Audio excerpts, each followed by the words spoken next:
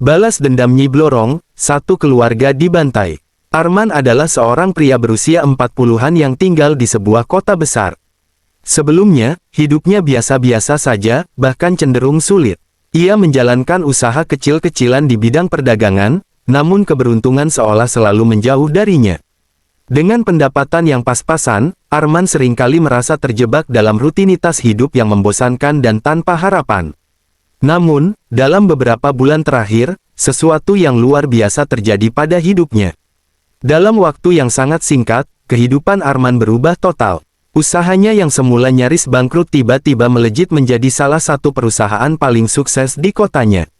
Arman, yang dulu hanya memiliki kios kecil di pasar, kini memiliki gedung perkantoran megah di pusat kota.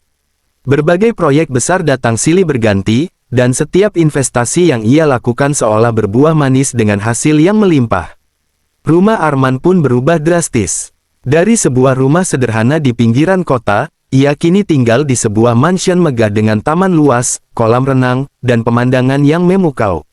Mobil-mobil mewah terparkir rapi di garasinya, dan setiap harinya ia dikelilingi oleh pelayan dan asisten pribadi yang selalu siap melayani kebutuhannya.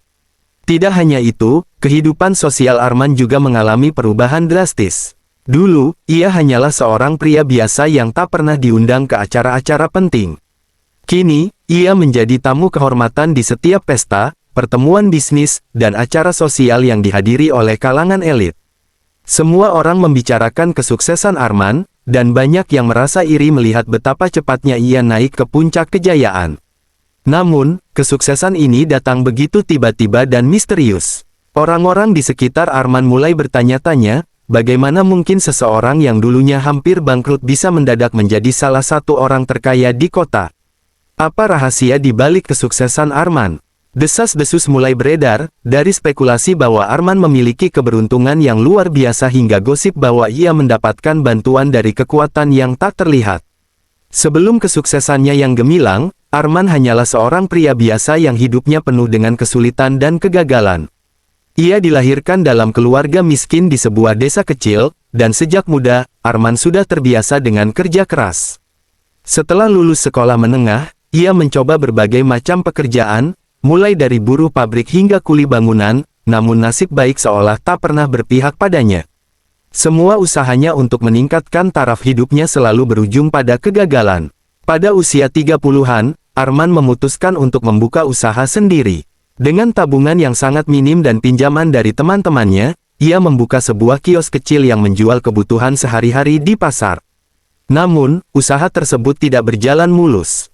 Barang-barang dagangannya seringkali tidak laku, dan ia harus menutup kios lebih awal karena tidak mampu membayar sewa. Dalam waktu setahun, usaha kecilnya itu bangkrut, meninggalkan Arman dengan utang yang semakin menumpuk. Tidak berhenti di situ, Arman mencoba peruntungannya di bidang lain. Ia beralih ke usaha kuliner, membuka warung makan di dekat tempat tinggalnya. Namun, lagi-lagi kegagalan menghampirinya. Warungnya sepi pengunjung, dan bahan makanan yang ia beli seringkali rusak karena tidak terjual. Dalam waktu singkat, warung itu juga harus ditutup. Arman mulai merasa putus asa, merasa bahwa hidupnya tidak akan pernah berubah. Ia semakin terpuruk dalam kesedihan, menyalahkan diri sendiri atas semua kegagalan yang menimpanya. Dalam keputusasaan, Arman mulai mencari jawaban di tempat-tempat yang tak biasa. Ia merasa bahwa dunia ini tidak adil, dan mungkin ada kekuatan lain yang dapat membantunya keluar dari kemiskinan. Suatu hari, seorang teman lama datang dan bercerita tentang seorang dukun terkenal di desa tetangga, yang konon bisa membantu orang-orang yang terjebak dalam kemalangan seperti dirinya. Arman yang sudah sangat putus asa, memutuskan untuk menemui dukun tersebut. Malam itu, dengan hati yang penuh harap dan ketakutan, ia pergi ke rumah dukun yang terletak di pinggir hutan. Rumah itu kecil dan tampak tua, dengan suasana yang menyeramkan. Saat Arman tiba, dukun tersebut sudah menunggunya seolah-olah sudah tahu bahwa Arman akan datang. Dukun itu adalah seorang pria tua dengan tatapan tajam. Ia mendengarkan keluhan Arman dengan penuh perhatian, kemudian menatapnya dengan serius. "Kamu sudah mencoba segala cara, tapi dunia ini memang tidak adil," katanya dengan suara rendah. "Tapi ada cara lain, cara yang tidak biasa, yang bisa memberimu apa yang kamu inginkan." "Arman, yang sudah merasa tidak ada jalan lain, bertanya dengan penuh harap, "Apa itu, Pak?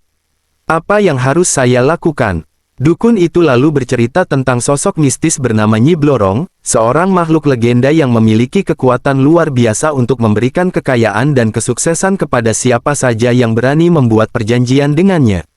Tapi ingat, kata dukun itu dengan nada serius, Nyi Blorong tidak memberikan apapun secara cuma-cuma. Dia akan menuntut sesuatu yang berharga sebagai imbalan. Jika kamu setuju, kamu harus siap menerima konsekuensinya. Tanpa berpikir panjang, dan dengan keputusasaan yang mendalam, Arman setuju untuk bertemu dengan Nyi Blorong. Ia merasa bahwa ini adalah satu-satunya jalan keluar dari hidupnya yang penuh penderitaan. Dukun itu kemudian mengatur pertemuan tersebut di sebuah tempat keramat, sebuah danau yang dipercaya sebagai tempat tinggal Nyi Blorong. Malam itu, langit diselimuti awan gelap, dan hanya ada rembulan yang samar-samar menyinari bukit tersebut. Dukun mulai melakukan ritual dengan menyalakan dupa dan membacakan mantra-mantra kuno. Angin malam yang dingin terasa menusuk tulang, dan suasana di sekitar bukit menjadi semakin mencekam. Arman berdiri di depan batu kehidupan dengan tubuh gemetar, menanti apa yang akan terjadi selanjutnya. Tiba-tiba, dari balik bayang-bayang, muncul sosok Nyi Blorong. Wanita cantik dengan tubuh setengah ular itu bergerak dengan anggun mendekati Arman. Tatapan matanya tajam dan penuh misteri, seolah menembus hingga ke dalam jiwa Arman. Meski merasa takut, Arman juga merasakan pesona yang memikat dari sosok mistis tersebut. "Apakah kamu benar-benar siap untuk memenuhi syarat dari perjanjian ini?" tanya Nyi Blorong dengan suara yang lembut, namun penuh wibawa. Arman, dengan suara bergetar, menjawab, "Aku siap. Aku akan melakukan apa saja untuk keluar dari kemiskinan ini." Nyi Blorong tersenyum tipis. "Baiklah, jika kamu setuju, maka aku akan memberikanmu kekayaan dan kesuksesan yang tak terhingga. Namun, sebagai imbalan, aku akan meminta sesuatu yang sangat berharga darimu." Arman mengangguk, meski tidak tahu pasti apa yang akan diminta oleh Nyi Blorong. Rasa putus asa telah menumpulkan penilaiannya, dan ia hanya ingin segera mendapatkan kekayaan yang dijanjikan. Nyi Blorong kemudian mengulurkan tangan yang berkilauan seperti sisik ular, dan menyentuh dahi Arman. "Ingat ini baik-baik, Arman," katanya dengan nada tegas. "Aku memberimu semua yang kamu inginkan, tapi pada saatnya nanti, aku akan datang untuk menuntut imbalan. Kamu tidak boleh melanggar janjimu, atau konsekuensinya akan sangat mengerikan." Arman mengangguk lagi, meski dadanya terasa sesak. Dia tidak mengerti sepenuhnya apa yang akan dituntut dari dirinya, tetapi dia tidak peduli. Yang ada dalam pikirannya hanyalah kekayaan dan kesuksesan yang akan segera ia dapatkan. Nyi Blorong kemudian menghilang dalam kabut, meninggalkan Arman sendirian di atas bukit dengan perasaan campur aduk antara ketakutan dan harapan. Tidak lama setelah perjanjian itu, kehidupan Arman mulai berubah drastis. Pagi berikutnya, ia terbangun dengan perasaan aneh, seolah-olah beban hidup yang selama ini menghimpitnya telah lenyap. Tanpa menunggu lama, ia kembali mencoba usaha yang sempat ditinggalkannya, dan kali ini semuanya berjalan dengan lancar. Usaha dagangnya berkembang pesat dalam waktu yang sangat singkat. Barang-barang yang ia jual laku keras, dan para pelanggan berdatangan tanpa henti. Dalam waktu beberapa bulan saja, Arman mampu membuka cabang-cabang baru di berbagai tempat, dan usahanya pun semakin besar. Keuntungan mengalir deras ke dalam kantongnya, dan ia mulai membeli properti, kendaraan mewah, serta investasi-investasi lain yang terus memperkaya dirinya. Tidak hanya itu, setiap keputusan bisnis yang diambil oleh Arman selalu membawa keberuntungan. Proyek-proyek besar datang silih berganti, dan ia menjadi mitra bisnis yang sangat dicari oleh para pengusaha besar. Dalam waktu kurang dari setahun, Arman yang dulunya hanya pedagang kecil yang nyaris bangkrut, kini menjadi salah satu orang terkaya di kotanya. Namanya mulai dikenal di mana-mana, dan ia sering diundang ke acara-acara sosial serta pertemuan bisnis bergengsi. Arman, yang sebelumnya hidup dalam kesederhanaan, kini menjalani kehidupan yang penuh dengan kemewahan. Ia membeli sebuah mansion mewah di kawasan elit, lengkap dengan segala fasilitas modern yang bisa dibayangkan. Mobil-mobil sport mewah terparkir di garasinya, dan ia sering menghabiskan waktu di resor-resor mewah di berbagai tempat. Keberhasilannya begitu luar biasa sehingga banyak orang bertanya-tanya, bagaimana mungkin Arman bisa meraih semua itu dalam waktu yang begitu singkat. Namun, tidak ada yang mengetahui rahasia kelam di balik kesuksesannya, kecuali Arman sendiri. Di tengah semua kemewahan dan kekayaan yang ia miliki, Arman sesekali masih teringat dengan perjanjian yang ia buat dengan Nyi Blorong. Namun, ia berusaha menepis pikiran itu, meyakinkan dirinya bahwa semuanya baik-baik saja. Seiring berjalannya waktu, kekayaan dan kesuksesan Arman semakin bertambah pesat. Ia menikmati setiap momen dari kemewahan yang kini menghiasi kehidupannya.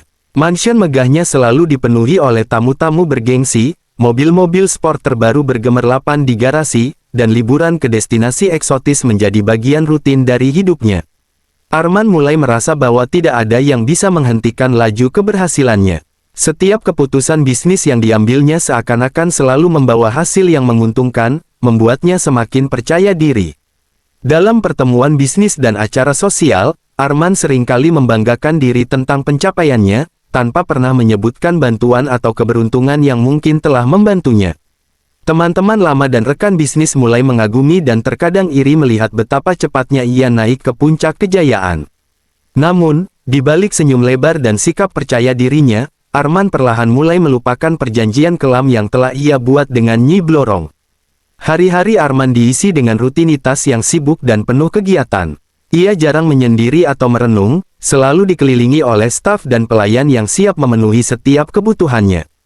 Pikiran tentang masa lalu yang penuh perjuangan dan perjanjian misterius dengan Nyi Blorong semakin memudar, tergantikan oleh ambisi dan keinginan untuk terus berkembang.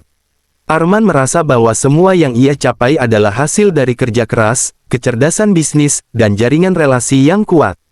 Namun, di balik keyakinannya yang kokoh, ada bayangan kecil yang kadang muncul dalam benaknya. Sekali-kali, ketika malam tiba dan lampu-lampu mansion mulai meredup, Arman merasakan seolah ada sesuatu yang mengintainya dari kegelapan.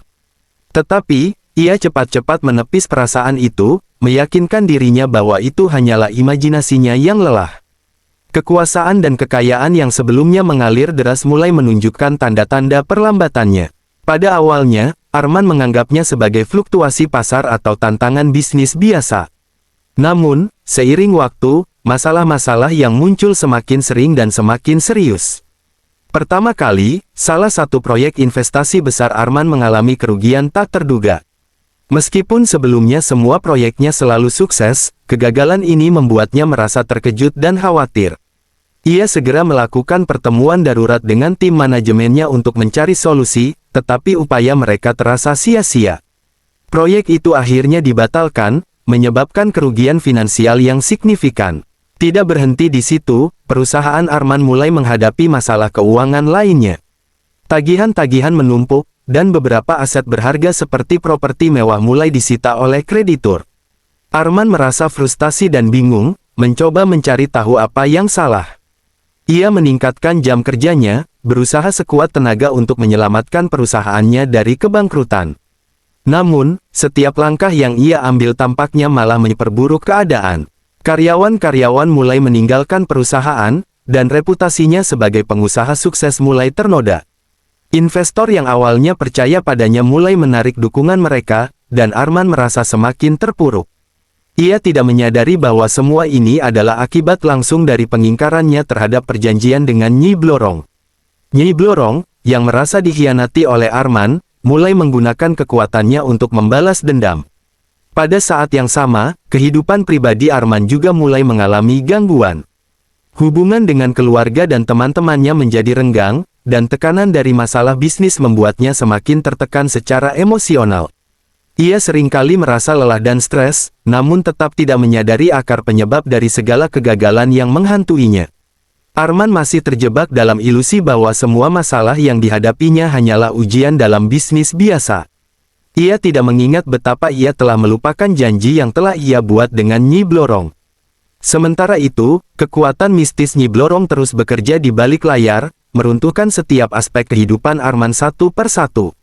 Arman semakin terjebak dalam spiral kebangkrutan dan kehancuran, tanpa mengetahui bahwa bayangan gelap telah mendekatinya, siap untuk mengambil balasannya.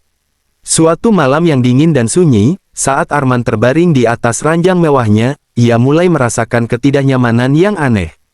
Meskipun tubuhnya lelah, pikirannya terasa begitu gelisah. Saat ia akhirnya terlelap, mimpinya dipenuhi dengan gambaran yang mengerikan dan tidak pernah ia bayangkan sebelumnya.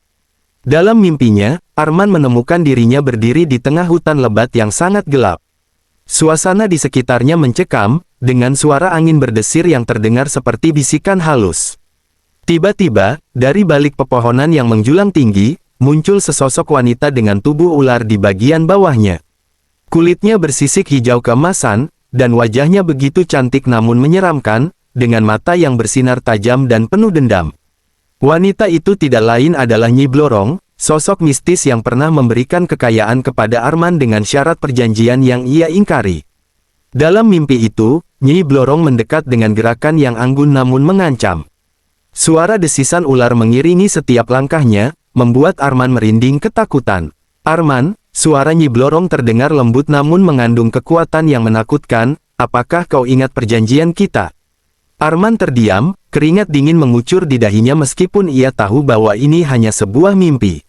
Namun, dalam hatinya, ia sadar bahwa mimpi ini bukan sekadar bunga tidur. Aku tidak bisa memberikannya, Nyi Blorong," jawab Arman dengan suara gemetar.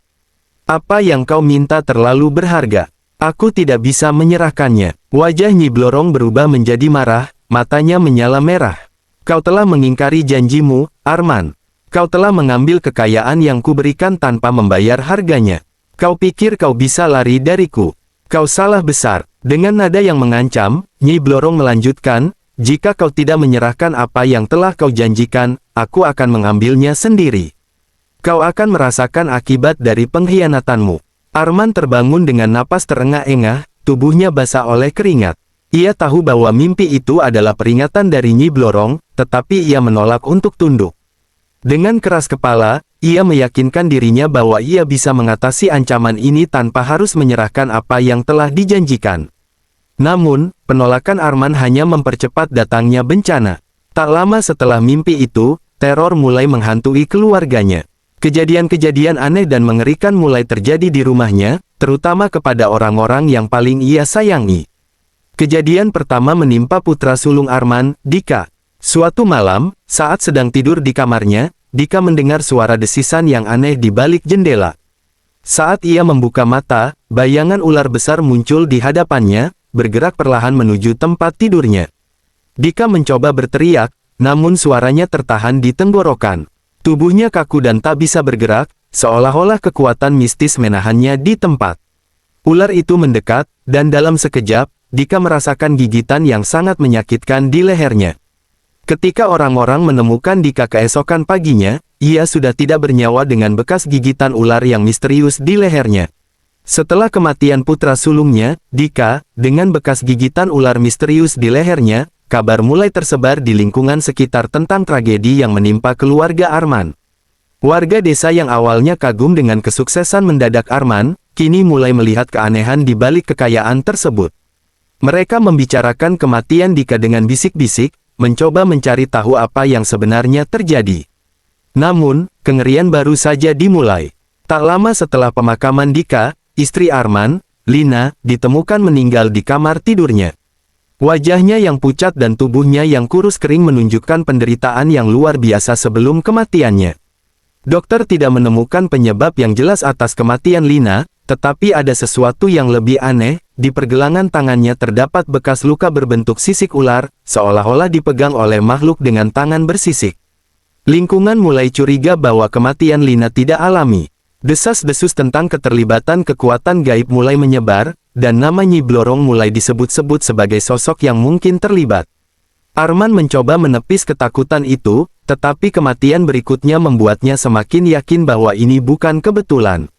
Anaknya yang masih kecil, Maya, yang biasanya penuh keceriaan, mendadak berubah menjadi pendiam dan ketakutan. Maya sering menceritakan kepada ayahnya bahwa ia melihat ibu ular di kamarnya, yang membuatnya takut. Arman, yang terlalu larut dalam kesedihannya, menganggap cerita Maya sebagai hasil dari trauma atas kematian kakaknya. Namun, suatu malam, jeritan Maya menggema di seluruh rumah. Ketika Arman dan para pelayan bergegas ke kamarnya, mereka menemukan Maya terbaring kaku di atas tempat tidurnya. Di sekitar lehernya, terdapat bekas yang jelas dari lilitan sesuatu yang sangat kuat, seperti ular besar. Wajah Maya menunjukkan ketakutan luar biasa, dengan mata terbuka lebar, seolah-olah ia melihat sesuatu yang sangat mengerikan sebelum napas terakhirnya. Kematian Maya menjadi titik balik bagi lingkungan sekitar. Para tetangga yang tadinya hanya menduga-duga, kini yakin bahwa ada sesuatu yang sangat salah dengan keluarga Arman. Mereka mulai menghindari rumahnya, takut bahwa kutukan atau kekuatan jahat yang membunuh keluarganya bisa menular kepada mereka. Beberapa warga yang lebih tua mulai mengingat cerita lama tentang Nyi Blorong, sang penguasa kekayaan gaib yang selalu menuntut bayarannya. Sementara itu, Arman semakin terpuruk dalam rasa bersalah dan ketakutan. Setiap kematian yang terjadi membuatnya semakin yakin bahwa Nyi Blorong menuntut haknya, hak yang telah ia janjikan dalam perjanjian terkutuk itu.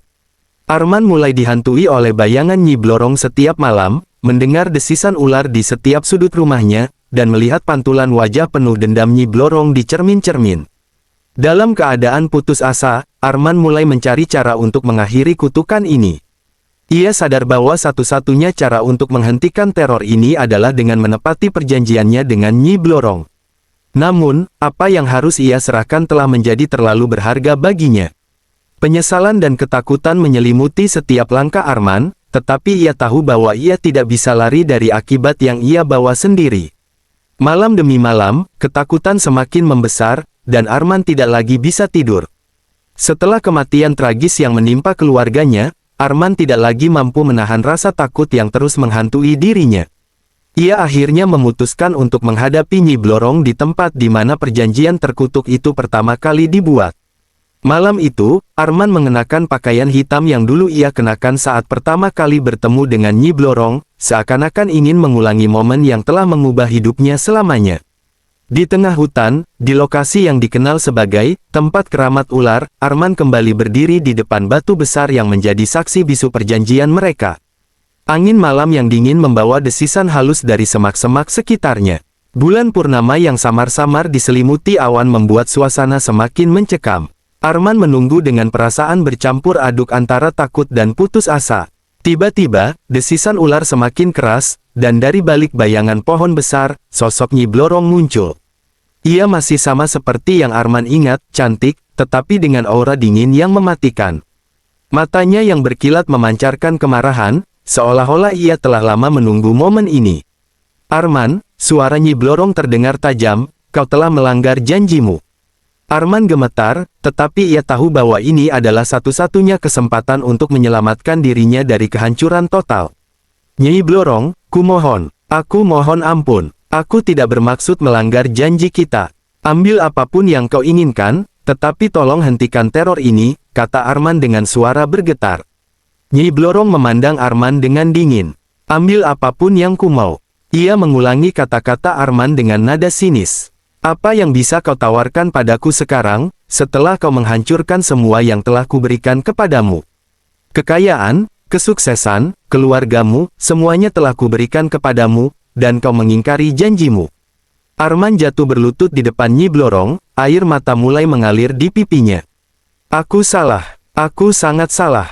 Tolong, ampuni aku. Aku bersedia menebus kesalahanku dengan apapun yang kau minta. Namun, Nyi Blorong hanya tersenyum tipis. Tebusan. Tidak ada tebusan yang cukup untuk pengingkaran ini. Aku sudah memberimu kesempatan, tetapi kau memilih untuk mengabaikanku. Sekarang, kau harus menerima konsekuensinya. Arman mulai panik. Ia mencoba menawar, aku bisa memberikan lebih banyak harta, apa saja yang kau inginkan. Kumohon, lepaskan aku dari kutukan ini. Tetapi Nyi Blorong menggelengkan kepalanya. Tidak ada yang lebih berharga daripada apa yang telah kau janjikan kepadaku, Arman.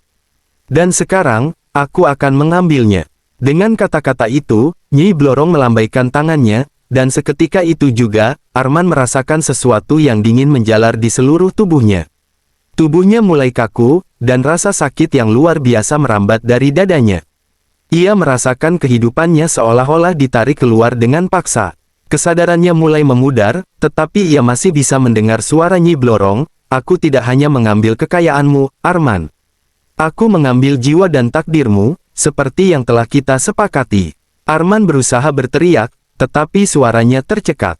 Ia melihat kulitnya mulai berubah, menjadi kasar dan bersisik seperti ular. Matanya yang dulu penuh kehidupan kini hanya memantulkan bayangan kegelapan. Dalam sekejap, semua kekayaan yang pernah ia nikmati, semua kebahagiaan yang pernah ia rasakan, menghilang secepat kilat, digantikan oleh rasa sakit yang tak terperikan. Setelah pemakaman Nyi Raras, Jaya meninggalkan desa itu dengan hati yang hancur. Ia kembali mengembara, mencoba melupakan rasa sakit yang ia rasakan. Namun, kemanapun ia pergi, bayangan Nyi Raras selalu menghantuinya. Setiap kali ia melihat pasangan yang bahagia, setiap kali ia mendengar suara tawa anak-anak, hatinya kembali terasa kosong, diingatkan bahwa dirinya akan terus hidup, tetapi tanpa kehangatan cinta yang sejati. Kehilangan Nyi Raras hanyalah salah satu dari banyak kehilangan yang dialami Jaya selama hidupnya yang abadi. Ia pernah mencoba menjalin persahabatan dengan para prajurit yang ia temui di medan perang, tetapi satu persatu mereka gugur, meninggalkannya sendirian. Ia pernah menemukan keluarga yang baik hati yang memperlakukannya seperti saudara, tetapi mereka semua menua dan meninggal, sementara Jaya tetap terjebak dalam tubuh yang tidak pernah berubah. Waktu terus berjalan, dan Jaya menyaksikan dunia di sekitarnya berubah. Desa-desa yang dulu ia kenal berubah menjadi kota-kota besar, sementara ia tetap menjadi sosok yang asing di tengah perubahan itu. Semua orang yang pernah ia kenal telah tiada, dan dirinya tetap hidup dalam kesendirian yang abadi. Dalam kesepiannya, Jaya mulai memahami bahwa keabadian ini bukanlah hadiah, melainkan kutukan yang paling menyakitkan. Setiap kali ia mencoba untuk mencintai, untuk menjalin hubungan, kutukan itu selalu menghalanginya. Ia harus terus hidup dengan rasa sakit yang semakin lama semakin dalam, kehilangan orang-orang yang ia cintai satu demi satu, tanpa pernah bisa benar-benar bersama mereka.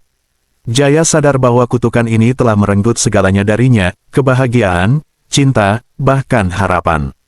Yang tersisa hanyalah dirinya yang abadi, terjebak dalam lingkaran kesedihan dan kehilangan yang tak pernah berakhir. Ia terus berjalan, mengembara dari satu tempat ke tempat lain, namun tak ada lagi yang bisa mengisi kekosongan di hatinya. Kutukan keabadian ini telah membuatnya kehilangan segalanya, dan yang tersisa hanyalah penderitaan yang tak pernah usai. Sementara zaman terus berubah, Jaya semakin terasing dari masyarakat yang terus berkembang. Ia melewati kerajaan-kerajaan kecil dan daerah-daerah terpencil yang seringkali tidak memiliki cukup sumber daya untuk membantu orang seperti dirinya. Di banyak tempat, Jaya hanya dikenal sebagai gelandangan yang tidak diinginkan, dan ia seringkali diusir dari tempat-tempat yang dianggapnya bisa memberikan perlindungan atau makanan. Penderitaan Jaya tidak hanya berasal dari kelaparan dan kekurangan, tetapi juga dari kesepian yang mendalam. Setiap kali ia melihat orang-orang hidup dengan bahagia, memiliki keluarga, dan membangun komunitas yang harmonis, ia hanya bisa merasakan kesedihan dan penyesalan. Tidak ada yang tahu tentang kutukan yang menjeratnya, mereka hanya melihatnya sebagai seorang gelandangan yang tidak memiliki tempat dalam masyarakat. Seiring berjalannya waktu, Jaya menjadi bagian dari lanskap kota dan desa yang berkembang, tetapi tetap dalam kondisi yang sama, hidup sebagai seorang pengembara abadi yang menderita kelaparan dan kesepian. Setiap perubahan zaman membawa tantangan baru, tetapi penderitaannya tetap tidak berubah. Ia menyaksikan perubahan besar di Jawa, dari kerajaan yang berkuasa hingga pemerintahan yang baru, tetapi dirinya tetap terjebak dalam lingkaran penderitaan yang tak pernah berakhir. Kini, Jaya Kusuma masih menjalani hidupnya sebagai seorang gelandangan yang abadi, terus mengembara melintasi tanah Jawa yang terus berubah. Ia melihat pergeseran zaman dan perubahan masyarakat, tetapi tidak pernah benar-benar menjadi bagian dari dunia yang terus berkembang. Keberadaannya yang abadi telah membuatnya menjadi saksi bisu dari perubahan besar dalam sejarah, namun penderitaan dan kesepian yang ia rasakan tetap menjadi beban yang tak pernah hilang.